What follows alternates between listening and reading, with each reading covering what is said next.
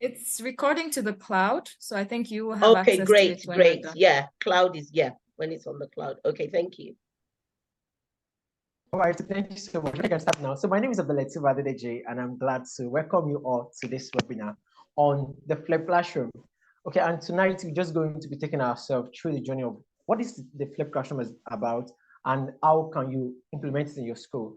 And even more importantly, why should you consider implementing it at all? So before I start sharing my slide, I just want to give us, some I get into the flipped classroom of a thing. And after I got introduced to how to teach with digital tools and how to leverage technology in and out of the classroom. The motivation for them was that, okay, for that, in that particular period was that, okay, schools are closed and our teachers need to find a way to be able to reach out to their students. Okay, but then after the lockdown, I realized that most teachers that have even learned how to teach with digital tools are going back to their common way to what they know how to do before. And the question that was burning in my mind was that, okay, can technology only be used to replace physical teaching? Is there no way technology can be used in teaching? I mean, in the classroom itself, is there no way technology can be used to leverage or can be used to improve learning in the classroom? And that's how I discovered the classroom. And when I first learned about this, I saw the impact, and I feel like, wow, this is really something that can transform our education, not just in Nigeria, but Africa as a whole, because it has a lot of advantages that I believe we really need as a country, as a continent, even the world general. And as I get started doing this, and it has been an awesome journey so far, though it's not really something that is still common among teaching schools in Nigeria. But I make it my responsibility, as a responsibility of myself, that okay, this is something I believe so much in, and get out as much teachers as possible. And so I'm very glad and grateful to be given this opportunity this evening. So I'm going to share my slide right now, and I'm just going to get started right away. But then while I'm doing that, I want to get to know, do any of us across the time classroom before, and what do you know about the flipped classroom?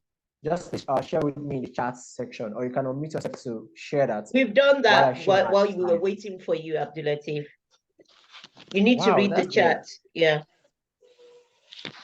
Okay. So I'll just go ahead and share my slide.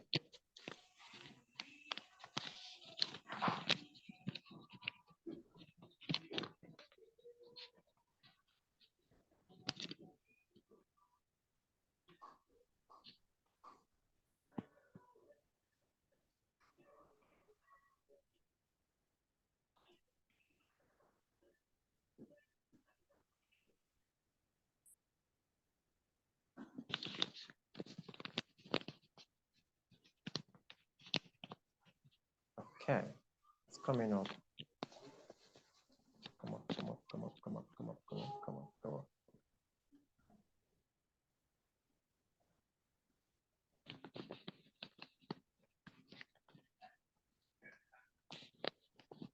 Okay, you should be sharing now.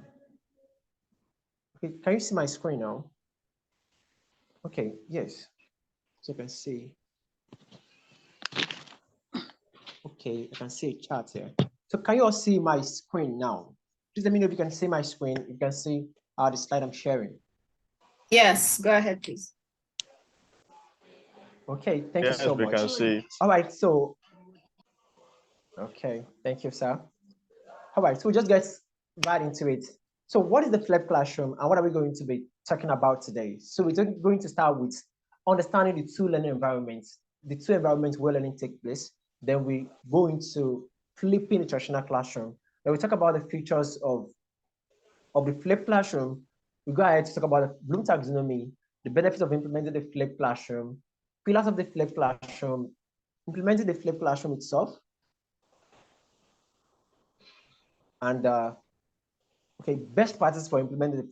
I can't see the Okay, I should be able to get that. That will be classroom engagement strategies and best practices for implementing the flipped classroom. Let's just get right into it.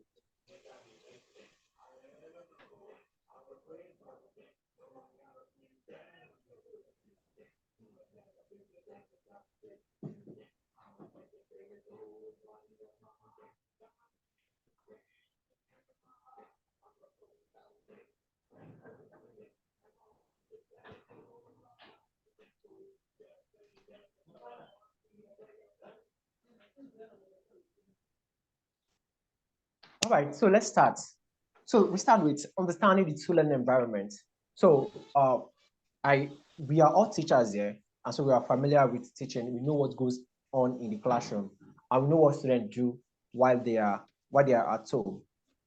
Okay, so learning basically takes place in two places. One, the individual learning environment, and then the group learning environment.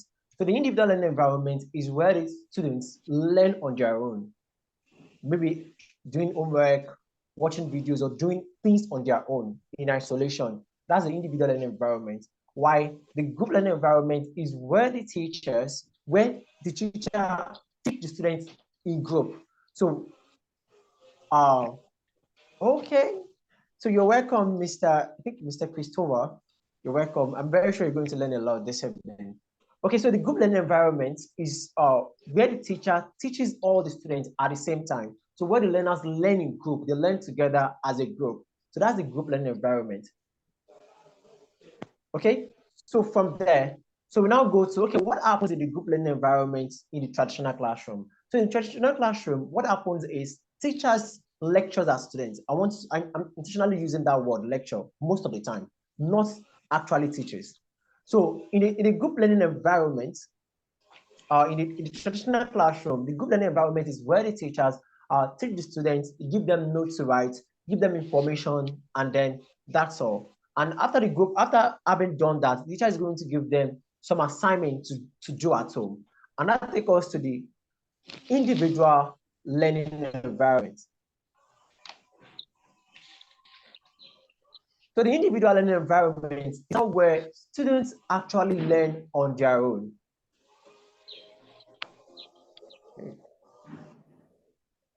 Okay, so the individual learning environment in the traditional classroom is where students now do homework on their own. They work on assignments on their own.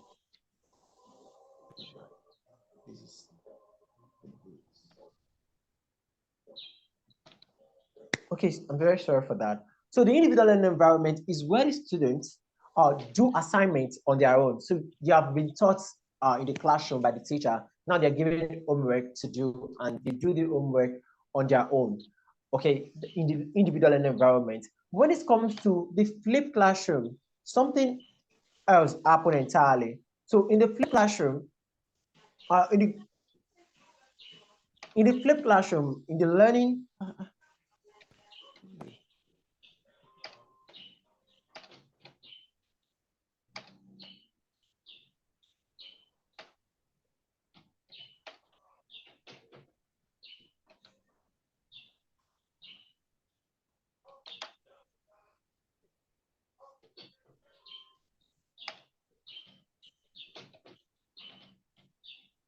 Do you want someone else to share the slide for you?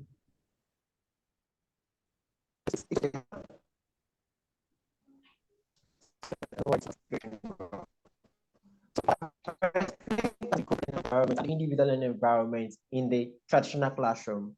But then in the flipped classroom, the individual environment,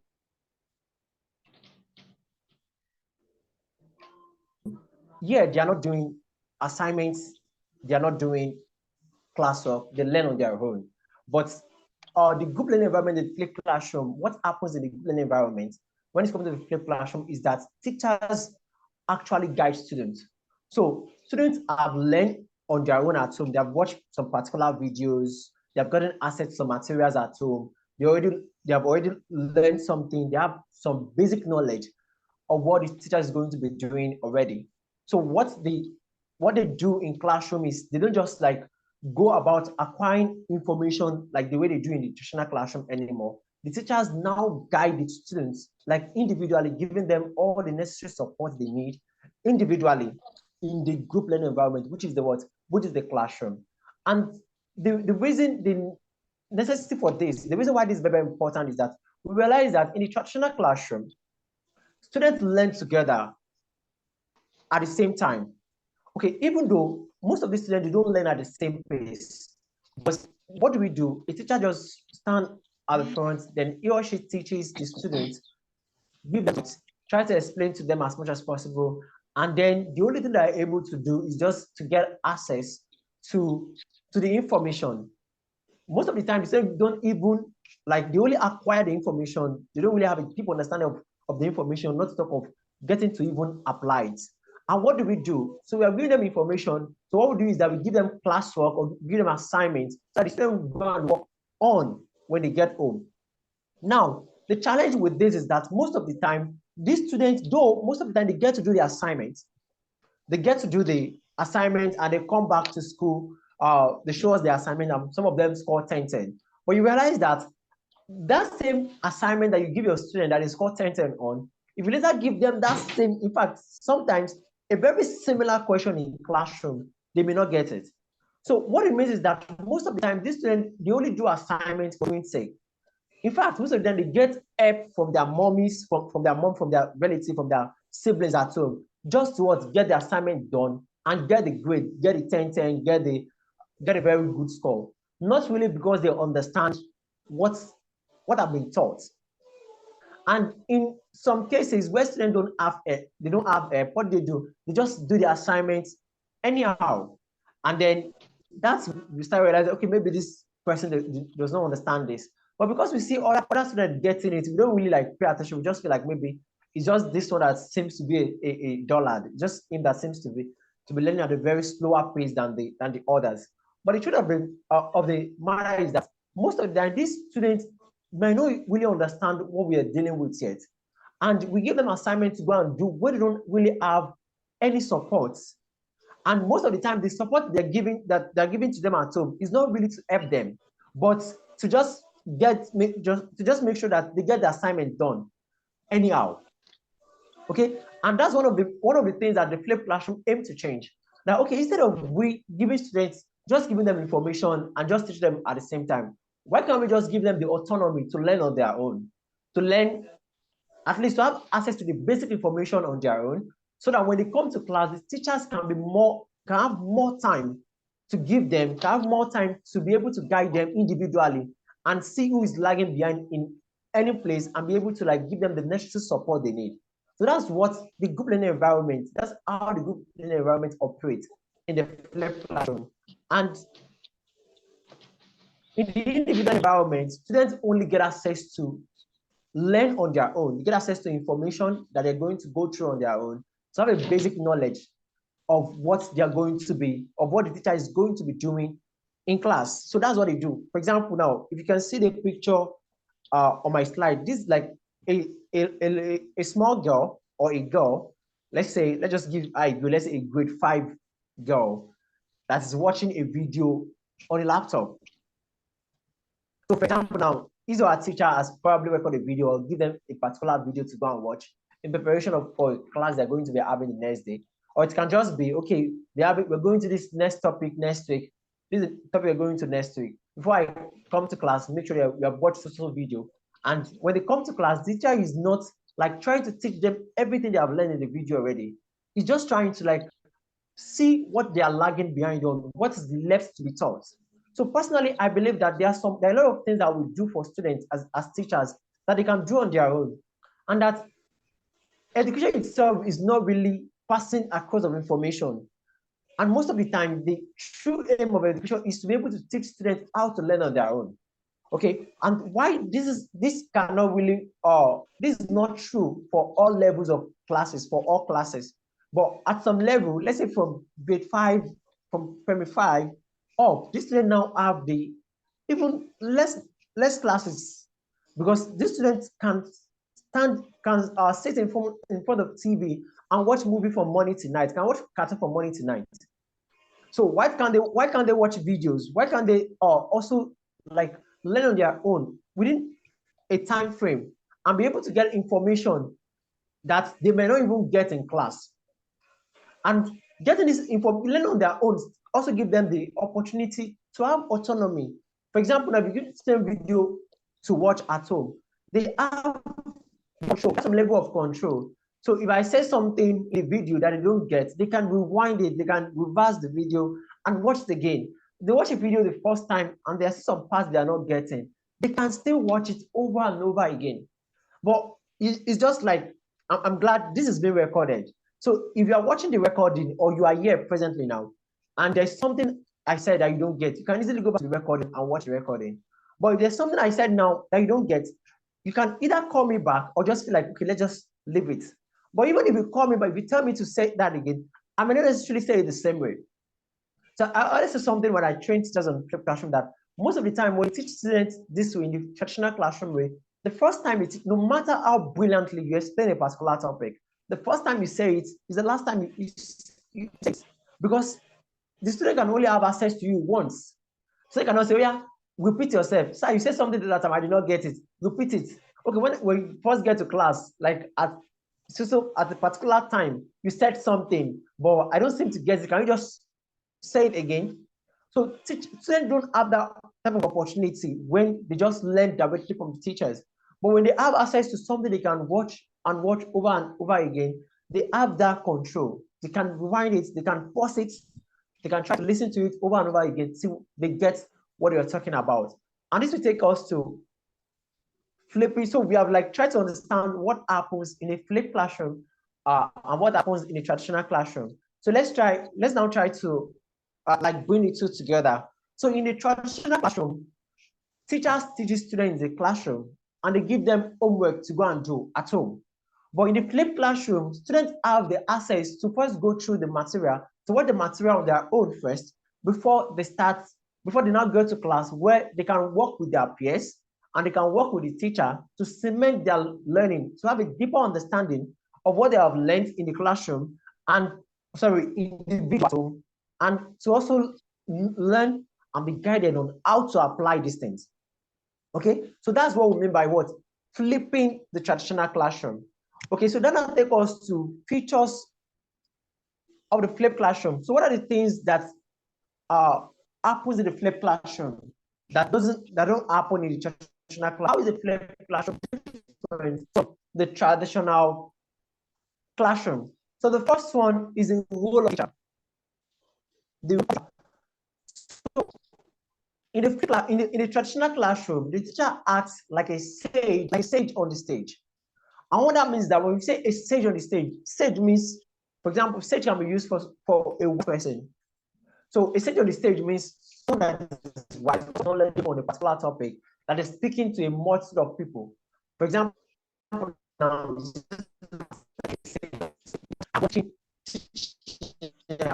so just like when we go to a conference and a speaker is talking to people at a particular time. So that's what a sage on the stage means. So the teacher only teaches and the students only listen passively. So in that type of environment, the teacher acts like the all-knower, the one that knows almost everything about the subject.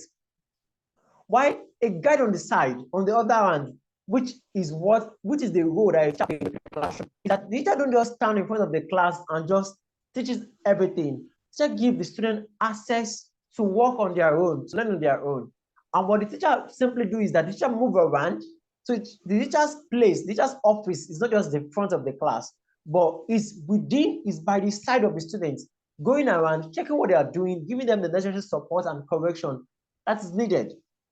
So that's what a teacher does in a flipped classroom. That's the role of a teacher in a flipped classroom. So in the traditional classroom, the teacher acts like a sage on the stage, while in a flipped classroom, the teacher acts like a guide on the side to give the students the necessary support they need as they are doing the learning on their own.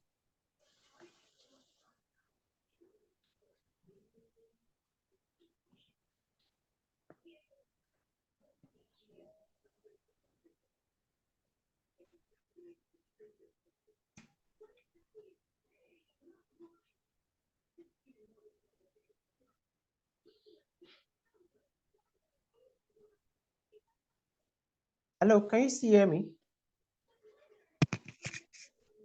So of course we can. Yes, Okay, amazing. So okay, so another feature of the flipped classroom that doesn't happen is also the priority, what we give priority to in class. So in the traditional classroom, students only acquire information. So they acquire the information. Our major focus is just to get students to acquire the information, to write the notes. Most of the time, it's not just to acquire, it's not even to acquire information, because we see notes as a proof of teaching. I want to see something that teaching and learning is not the same thing. Teaching and learning is not the same thing. Teaching is what teachers do, but learning is what students do, and learning is a product of teaching. So sometimes teachers can teach, but that does not mean that students have learned. So most of the time, what we do in traditional classroom is that, okay, we give students the information, so they acquire the information. And this is not really the fault of the teacher, because there's also the time factor. Because how many times am I going to use to give students notes that I'm still going to have time to now start doing all these group activities? Okay, so most of the time, more time is spent on giving notes, and then very short time is even spent giving explanation. And probably know that's the end of the class. But in the flipped classroom, students actually focus on students having a deep understanding of what they're learning and being able to apply it. And that's why, and to be able to achieve this, that's why we divide the class into two, where students have a class at home where they learn on their own, and then when they come to class, they are still able to further the learning. I don't know, it's not showing here too. I don't know why. I don't know okay. So let me bring it back. So I thought it was not just showing on my screen. I don't know, it's general.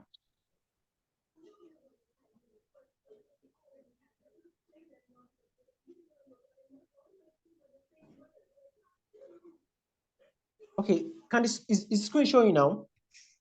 Yes. Yes, Okay. yes. Okay, thank you. So I'm trying to explain the application and the deep and students having a deep understanding of what they are learning. So that's another feature of the flip classroom. So another feature of the flip classroom is equity in learning. Equity in learning. Okay, please, I don't know, can someone admit this? Okay, the people that are joining the call. Okay, so then another thing we have is the equity in learning. I can't really see the slides, so I'm just saying this. So I've been admitting them. Just go ahead. Okay, thank you, ma'am. So equity in learning. So what does equity means? Okay, I think I've passed this. So there's also equity in learning. So what equity in learning means is that, and it's just the concept of equity and equality. So equality is what we Stop showing. do. Okay. So equality is what we do things. I'm working on that here. So equality is what we do the same thing for everybody. That's what equality means. But equity is when we do things based on the need of each person. So in the traditional classroom, what we do basically is that we give each student equal learning opportunity. And to some extent, there's nothing bad in that, because equality is actually a good concept. It's just that it's not the best. And I really want to show.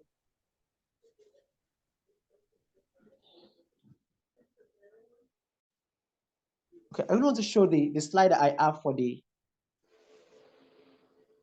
equality and equity, so that we can see how this play out in the real world.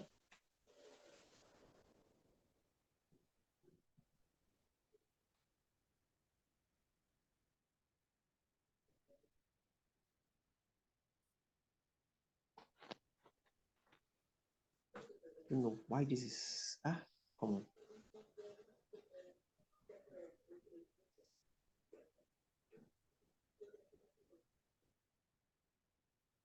This is not really network. So please, can you see the slide? Because it's just like standing in one place here. Yes, we're seeing the slide on features of flipped classroom. Before now, we saw one on Bloom's taxonomy. Okay, so please just give me a second. Maybe I just send this slide. I don't know why it's not on my. Yeah, if you can send it to me or maybe Miss Fatima, we might be able to share on your behalf. But we have just about 17 minutes more. So if it doesn't work, maybe you can just continue with the explanations.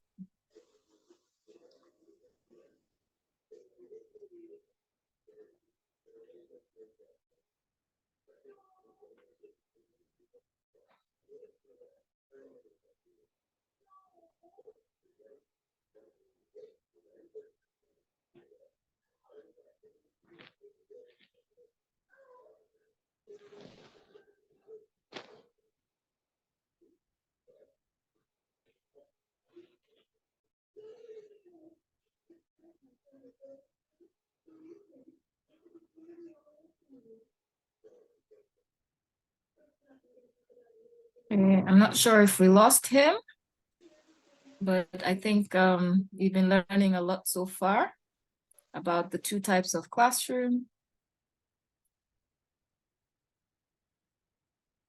Exactly, flipped learning is about how we should be more of the guide on the side than the sage on the stage.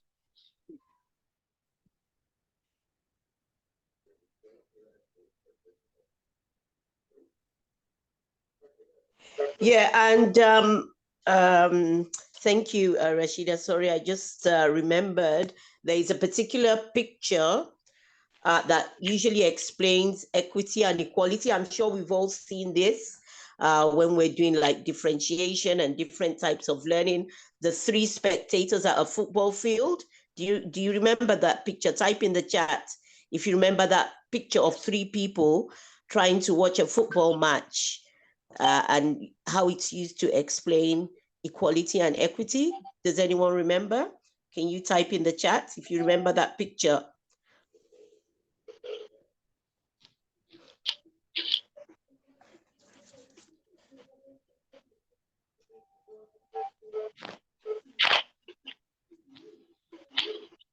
Yes, Hafiz is reminding us that universal design for learning, that came up also.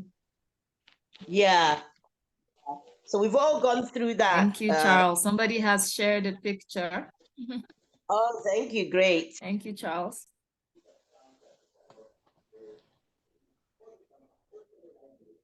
Maybe Abdullateef's network connection is, I don't know.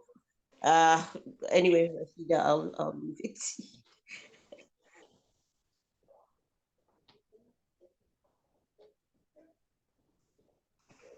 Yeah, so if we can see the picture that Charles shared with us, and I think it wasn't in the former one, but basically there's reality, there's equality, and there's equity. So what we're aiming for as educators, according to Abdullateef, is a situation where there's equity. So it's not really about everybody getting the same thing, because everybody doesn't need the same thing, but everybody getting what they need. Everybody needs to see the football match. So the short person may need more than one box to see the football match. The tall person may not need a box at all.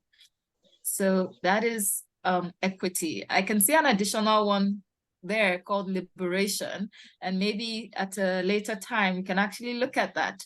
The fence itself has actually been taken away. So okay, Abdullateef is trying to come back in. I hope he's able to rejoin us and continue with the session. So, but as teachers, we need to try to, make allowances so that everybody's benefiting. And then also we need to think about how we can actually remove that fence that is blocking their view. Abdulhafiz, are you back in the house? Abdullateef, sorry. Hello, Abdullateef.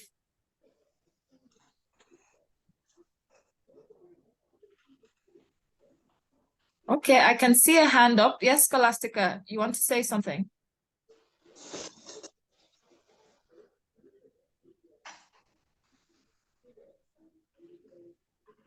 Scholastica, do you Sorry, have something for us? Yes.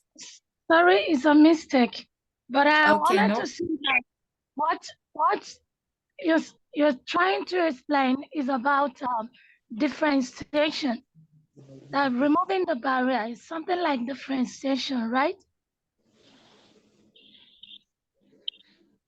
Yeah, so a lot of our educational concepts, you're right. A lot of the educational concepts are really related. Miss Fatima did talk about differentiation. Hafiz mentioned universal design for learning, and Abdullateef is using it with regards to flipped classroom. So they're not all exactly the same, but we see that the concept of equity is important in all those different educational styles and techniques that we apply in the classroom.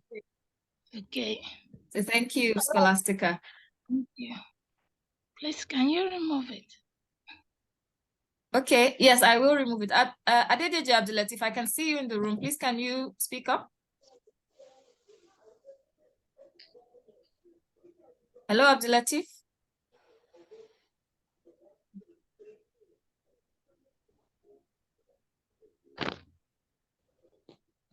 Latif, can you hear me?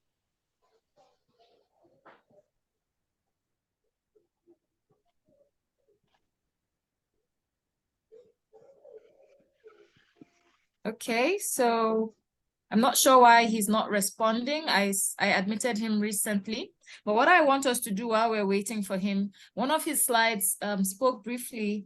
Okay, thank you, Alex. One of his slides spoke to the fact that he was going to talk about Bloom's taxonomy.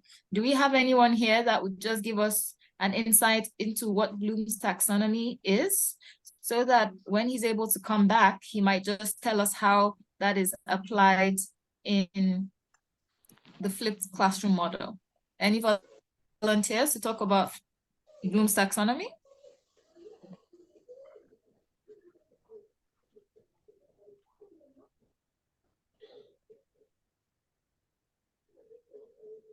Please raise your hand if you're confident and comfortable enough to just give us a little, it's not an exam, just a little bit May I about speak Bloom's now? taxonomy. May I Yes, go speak ahead, now? please. Yes, please, Okay. go ahead. Tell us All your right. name. I am Ojoro Aziz. So Bloom's taxonomy is actually a framework for organizing learning objectives. So we are all familiar with the framework in the sense that you can use it for item writing. Like you want to write test items and you arrange, you write test items such that some of them will reflect higher order questions, while others will reflect lower order questions. What do I mean by this? We all know that the lower order ones, we have actually somebody devised a mnemonic for Bloom's taxonomy. There are KKs: knowledge, comprehension, application, synthesis, and evaluation. So that's what Bloom's taxonomy is about. When you ask questions that just involve simple recall, it's a low order question. So when you have test items that involves students, for instance, we are telling them to write an essay, that's on a part of synthesis. So that one is higher order questions. So you can have you creating test items for different subjects such that some of them reflect higher, higher order thinking, while some will reflect lower order reasoning. Thank you.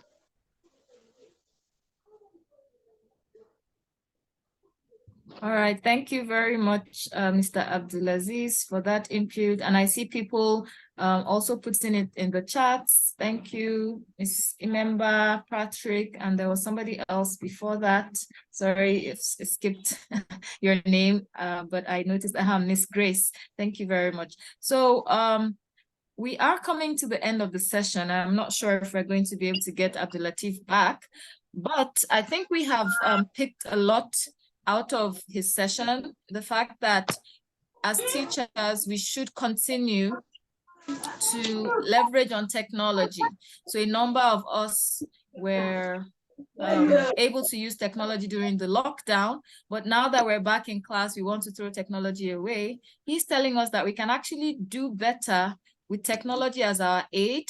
If we do the flipped classroom method, we send videos to them, we send materials to them to look at before they come into the class, then instead of spending that class time to start teaching, then we can have the group work, we can have the input, we can guide them on any aspects they don't understand. Thank you, Charles, for sharing the Bloom's Taxonomy levels in the chat with us, for those of us that are not sure. Ms. Samiat, I see you unmuted. Do you want to say something? Okay, so Patrick also says that tech is the in thing. We need to make best advantage of technology. Thank you very much. He also talked about the fact that, okay, yes, please go ahead. I'm sorry for interrupting, please, ma'am.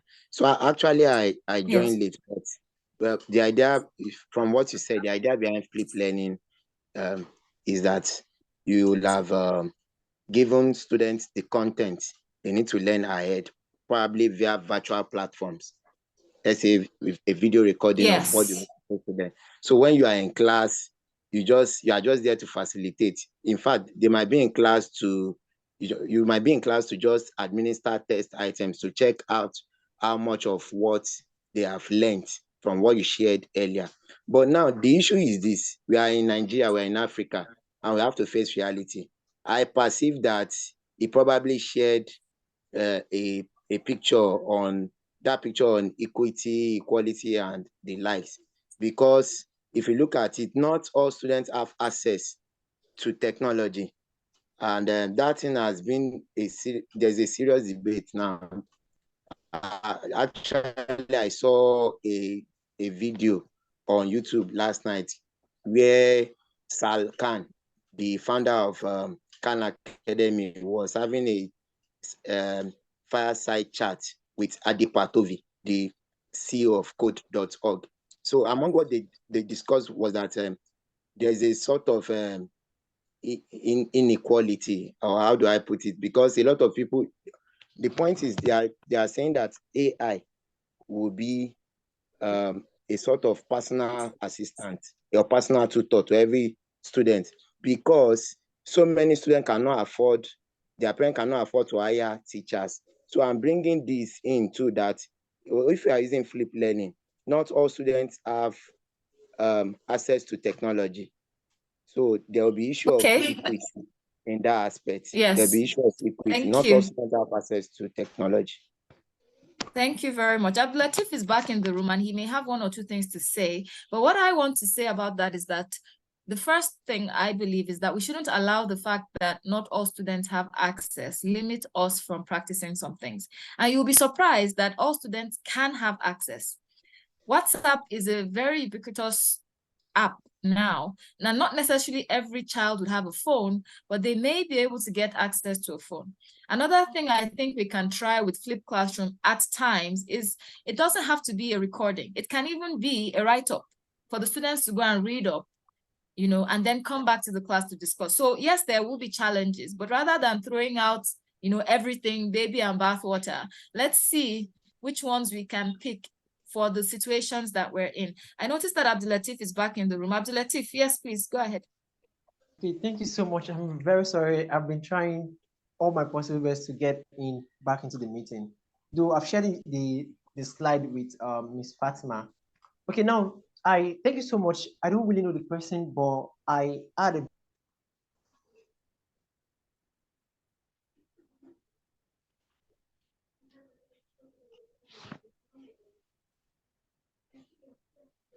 advocate classroom. That's one of the things that I've always considered a major hindrance. But later, I got to understand better that flipped classroom is not really about technology itself. Technology is just one of the ways that we can use to aid it. is just make it easier. Flipped classroom is not something that gets started today, even though it was popularized by people like Samuel Khan and these educators from Colorado. But it's something that have been practiced, and you will really be surprised that this might actually be something you're doing already in your school. So it doesn't have to be even the use of videos, the use of technology, use of phone. The most important part of the definition of you understanding flipped classroom is that students get to have access to the knowledge, to the basic knowledge, to the material before they come to class. And as what Miss Rashida Sadiq was explaining, that we can also use reading materials. So it does not have to be video. In fact, in my slide, one of the things I shared, when I shared the content you can use for video, and I think the slide is going to be shared to the group. When I talk about the content that can be used in flipping a classroom, the first one there is video. And why? Because video is actually the best form of content you can use to teach anybody, because it appeals to multiple sense of learning. But in cases or institutions whereby we cannot have access to video, there are other things we can do. Right now, in some schools, especially private schools, and even in some government schools, students now have WhatsApp, and they don't have to have the device themselves. Their parents can be the one that are going to be part of the group, and they can be able to just access the WhatsApp group or access the WhatsApp at some specific time. So, for example, now let's say you are a teacher. Let's say you teach social study, and you want a student to know something about a particular topic, or let's say about a particular culture when they come to class. Okay, some options you can do are: one, you can give them some pages in the textbook to read. And sometimes we also do this in our classroom. The only thing is just that we don't consider that part as part of our classroom. I mean, that reading before they come to class, we don't consider it as something very integral to what we do in the classroom. So what we just do is that we just tell students to read through it, and those that read through it, do that for their own good. That do not do that, that's their own. Okay, and then when they come to class, there's no really much of a difference. We just do what we normally do with them. Okay, but what the flipped classroom is trying to tell us is that, okay, we give students access to material to read at home. And when they come to class, before we even start teaching them or start teaching on or start adding to what we have already asked them to learn on their own, let's give them the opportunity to first express themselves on what they have learned. And you realize that it's more difficult, or it's more easier to retain and assimilate something that you learn and say with your mouth and add other people say, than just something that you just learn from someone just once. So what will happen is that when you give students— All right, thank you. Okay, yeah, we can. Okay, ma. Thank you very much. And I think we've really gotten that. It just also brings to mind what Ms. Fatima said earlier about allowing the students to actually even teach in class. What you said about whatever you say sticks more. So we don't have much time, and I think I'm going to give you about 5 more minutes. Ms. Fatima also has some information for us. Sorry for everybody that we're going to be a bit over an hour today. But Abdullateef, before you go, we started talking about Bloom's taxonomy, and we want to know how you wanted to relate that to the flipped classroom model. In the next 3 or 4 minutes, can you tell us about that? Okay, thank you so much. So actually, the Bloom taxonomy itself is a very important part of implementing the flipped classroom. In fact, you cannot talk about implementing the flipped classroom without talking about the Bloom taxonomy. And the reason for that is that when it comes to cognition or cognitive learning itself, so there are, according to Bloom taxonomy, there are 6 levels of cognition.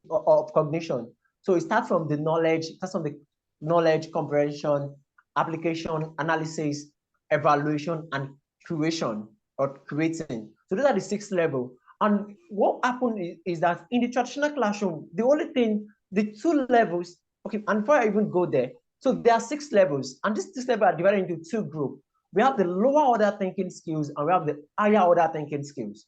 So the lower order thinking skills are the one that does not require a student to think as much. They just work with what they have already.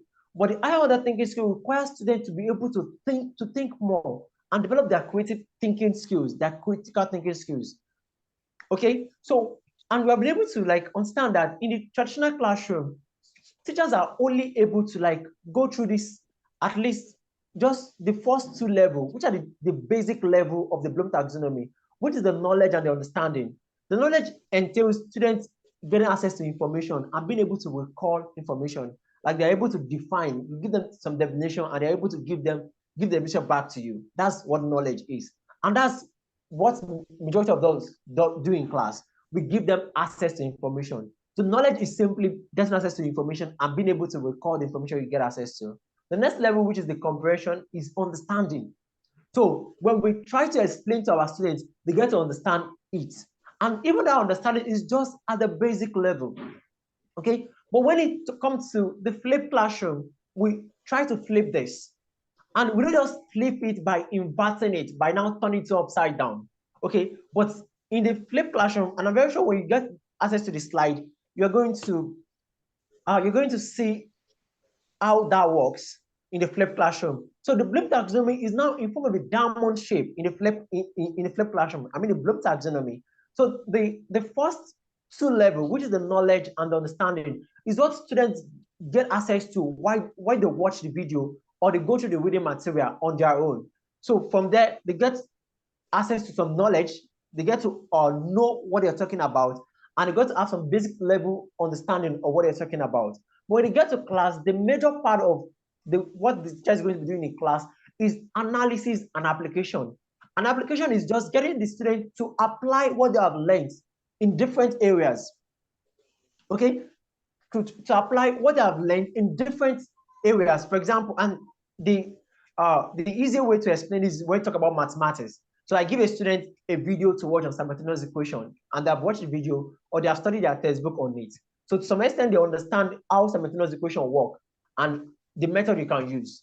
And so when they get to class, we are not going back to the basic. What we're focusing on is, okay, how can you use what the knowledge of simultaneous equation to solve as much simultaneous equation as possible? So they apply the information they have gotten, they apply it, and the teacher guide them through this application process. And after application, the next level is analysis. This is where we go beyond just applying the already known knowledge. So now start questioning, to start analyzing, to start saying, okay, how do they even come up? Because the thing we are applying is something that is formed or created by someone else. So let's start analyzing this knowledge, start dividing it into pieces and start understanding how they come together, start breaking them into component parts. So that's where students now start understanding more about, okay, how do they even form simultaneous equation? When you say particular simultaneous equation, how do you know that this is going to be what we're going to do, and this is the method we're going to use, and this is how we're going to do it? From there, they can start, that's where they start coming up with more formulas or start understanding more about what else they can do whenever they get access, they saw an equation. And then the other two levels, which is evaluation and creation, is what you can now go and do at home. So they do that when they already have the basic level of, okay, application and analysis. They can start evaluating what they already understand, what they have been able to analyze. That's saying, okay, and that's how new theorems and new laws have been birthed, and even new invention.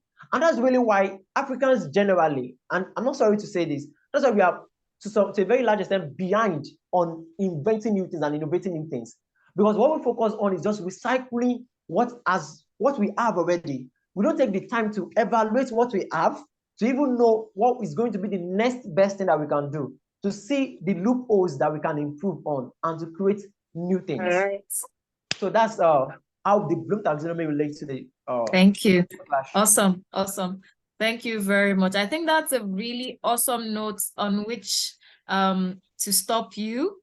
How can we as teachers, if you didn't get anything from this lesson, you can go back to the video if you didn't get everything. But one thought you need to take away now is, how can we as teachers get our learners to move to that space where they are questioning, where they are evaluating, and where they are creating?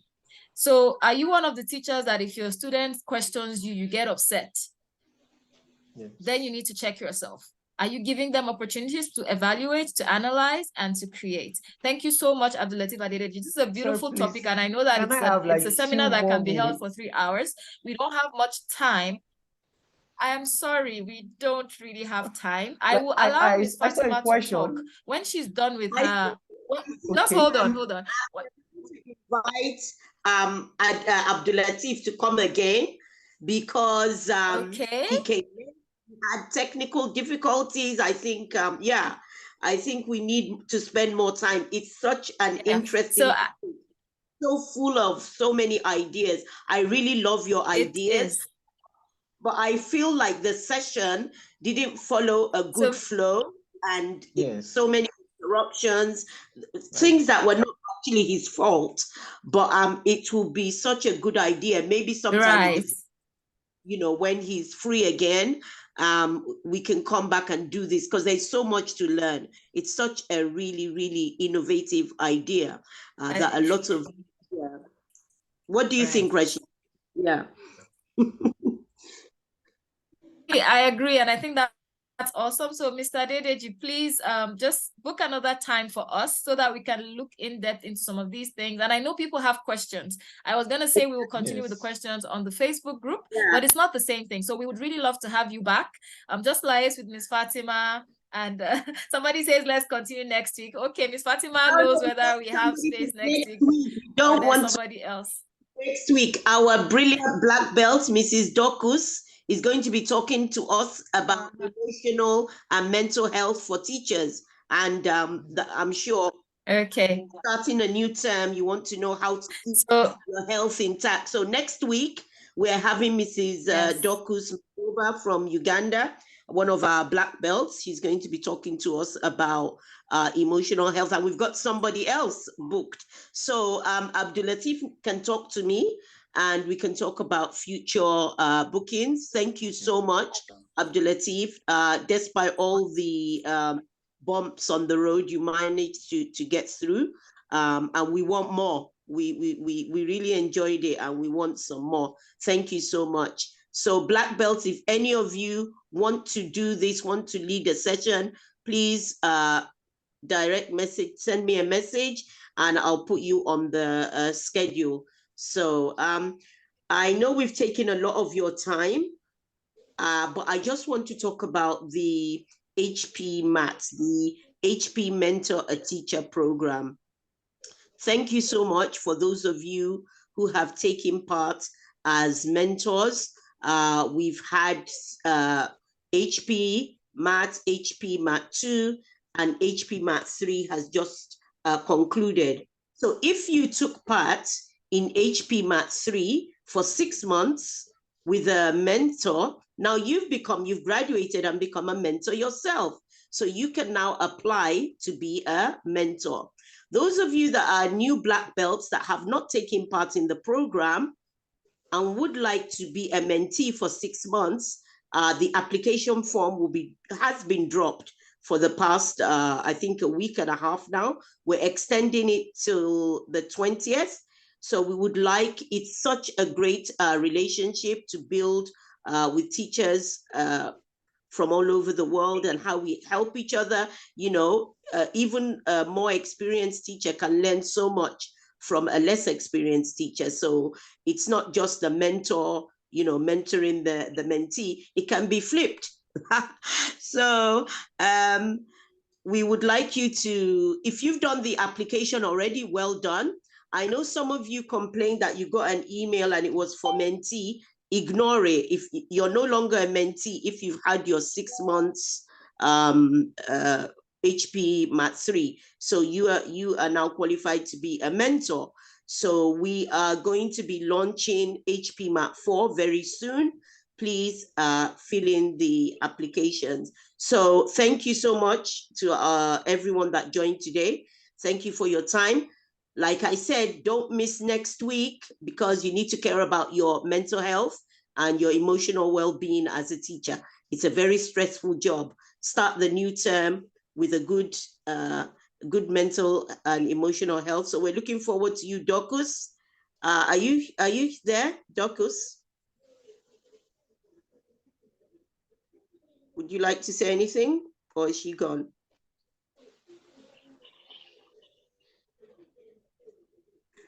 Okay, well, maybe she's left. So once again, thank you very much. Have a nice evening. Thank you so much, Abdullateef Adedeji. We look forward to having you soon. Thank you. Thank you, Rashida, for stepping in for me today. Yes, ma'am. Thank you very much. Somebody was asking about the Facebook group. So if you're a black belt, the link should be sent to your group, your WhatsApp group, so that you can join the Facebook group. I'm not able to get it now. If not, I would have sent it to the chat. Sorry about that. Okay, we'll try to get that as well, the link to the Facebook group, yeah.